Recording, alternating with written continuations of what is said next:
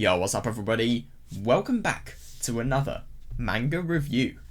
We're looking at Gyo by Junji Ito today, and oh my god, this is the final manga I've had left to read out of everything in the Uzumaki trilogy, and if I'm gonna be honest, I think it's my favourite one so far. This one is really weird. I mean, out of all of this manga that I've read so far, I've never seen something as odd, and I think it's easily the most disgusting manga in the whole trilogy, because I feel like, firstly, if you are scared of insects, this is bad. This really is bad, because basically everything is kind of like a spider, and yeah, I think this manga is just one that's hilarious, because it's composed of really short chapters. A lot of them are only 18 pages, and nearly every chapter it feels like ends on a cliffhanger, and it's just so hard to put the manga down. But the thing is, it's a really epic manga, because I suppose you begin seeing well, everything's normal, everything's meant to be a quote-unquote holiday. You just see Tadashi diving, and yeah, then they discover something weird in their house, and then everything goes to ruin. Because the thing is, I think, ironically, to begin with, the fear of the really weird spider monsters, let's just call them spider monsters to make things easier, but the fear of them, it's really exaggerated, because you just see Kaori going absolutely mad because of the fact that, well, she's going mad of fear, and she's really scared because of the fact that she has a very sensitive nose, and she thinks that the smell's a lot worse than other people do. But then you realise how big these things are, and you realise how indestructible they are. And also just how odd they are in general. You just see Tadashi trying to kill one, putting it in a bag and then throwing a rock on it, and then nothing happening. Genuinely.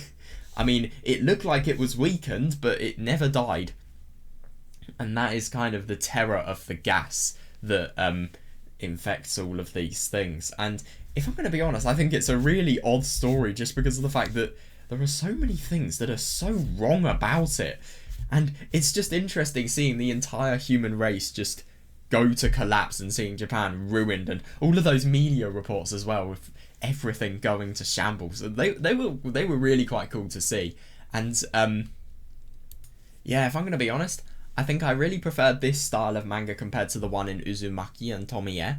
I will understand that some of the chapters in Tomie and Uzumaki, they continue on from each other, but it just feels like a lot of really unrelated stories with one common villain.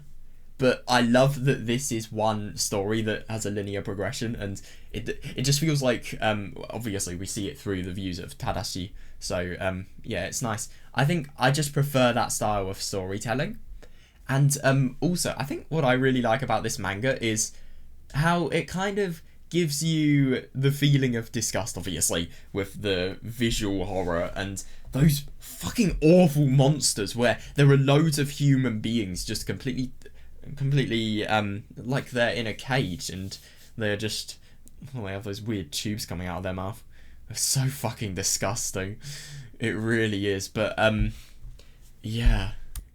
But yeah, so obviously you have really intense body horror, but you also have the disgust of human beings as well. I mean, look at what Koyanagi did to Kaori. I mean, they didn't even know she was dead, and yet at the same time Tadashi was lied to, and obviously she was used as a result of a research experiment. And if I'm going to be honest, I think that research experiment went wrong in the end, because you just had the morbid realization at the end of when Kaori saw the Tadashi and Yoshiyama together, and her eye just kind of having tears that falls down it, and you just really have that realization that she is still alive. And I think that's probably, even though obviously this is visually terrifying, that is one of the most terrifying things, to think about the fact that somebody actually has to endure, and somebody was conscious during, well, being an absolutely disgusting machine. Yeah, look at this. Like, you have to be this, and yet you have to be conscious through it. I mean, Jesus Christ, it's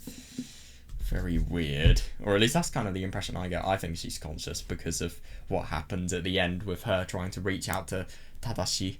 And my god, her just getting totally trampled as well, because she is different. She is not of the machine's origin, and rather of human origin. It was so weird to think about. I think like the most underexplored character in this actually was Koyanagi, because I feel like he had clear intentions that I just don't really get why he built that flying machine. It was really left to the unknown and kind of left to our imagination. But if I'm going to be honest, I feel like he's two people. He's one person on the surface and obviously one person in front of others, but deep down I think he's very different. I mean, I'm sorry, but look at what he did to Kaori, for example. Also, can I just mention, ironic things, Kaori means smell in Japanese, which is funny considering her sensitive nose and how she's the one who initially freaks out on the smell. And Gyo is also an alternative reading for sakana, which means fish in Japanese, which is, I think that's quite funny, especially considering, like, the first illustration is a fish. Oh god, wrong hand. There we are. I think these illustrations are so good. Junji Ito did a really good job of the art, and the ending illustration as well. I mean, my fucking god, what the fuck is this? It looks so cool though, seriously, and it just looks quite terrifying. All of them do look terrifying, but this one particularly does. Yeah, I think what I also really like about this manga is the fact that Junji Ito really tries to just do as many cool things as possible with with this new invasion, really. I mean, look at the Death Stench Circus chapter. Okay, can I just mention, I think it's so funny that everybody just gradually gets used to the ridiculously awful smell. But anyway, yeah. That circus chapter is so cool because you see people taking advantage of the cool scenery that has frankly never been seen before by human beings, of the ridiculous creatures and the gas as well. And my god, the secret form of the gas, that was really interesting because you just see so many people in absolute pain and agony, and yeah.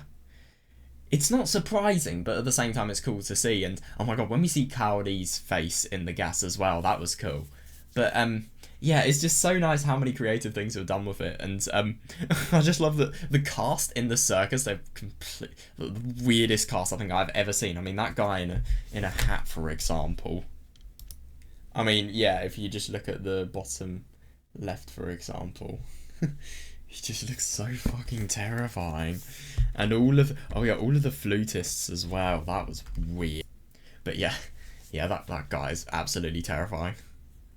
Last thing I want to say, I don't know if I've already said this, but progression in the manga. I like how you just see it. It's so funny, that police officer, I'll have you in for this, telling me fish walking on legs. Yeah, a week later it's probably really understandable why he told the police officer that. But yeah, there's also just in general a lot of stuff that's cool, just how it seems really unknown and seem like it's only affecting people small scale, and then it just becomes bigger and bigger, and it obviously spreads throughout Japan, and then it will spread throughout the world. There's a lot we haven't been told in this manga as well, like for example the university students, what they are going to do with all of the research of the gas that they are potentially doing, and whether this is going to be solved, or maybe natural selection is just going to do its thing, or maybe natural selection is just going to do its thing and wipe out all of the human beings, who knows. But yeah, it's, and also what is actually going to happen with these fishes too.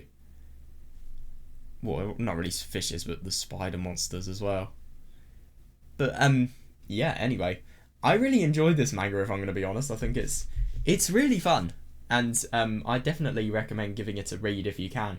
The nicer thing about this compared to Uzumaki and Tomie as well is you get a good plot. It's not nearly as big of a commitment as those two. But anyway, speaking of commitments, yeah, this next manga is going to be very, very big. I've heard that it's really good, but yeah, this is the next Junji Ito manga I'm going to read. It's called No Longer Human. And I don't know, I don't know if this is going to be supernatural. It's based on a book by Bazai Osamu. And yeah, I've got no idea what to expect, if I'm going to be honest. I've heard that it's a manga that takes depression and does creative things with it, and obviously maybe it's a really psychological manga as a result of that, but if I'm going to be honest, I know nothing about it, so I'm quite excited to give it a read. And yeah, then if you see on my shelf on the left, we're going to be working through some of the smaller Junji Ito manga that I own, and then I'm going to be reading all of the other manga. But yeah, anyway, that was really quite fun, and I hope you guys enjoyed this video.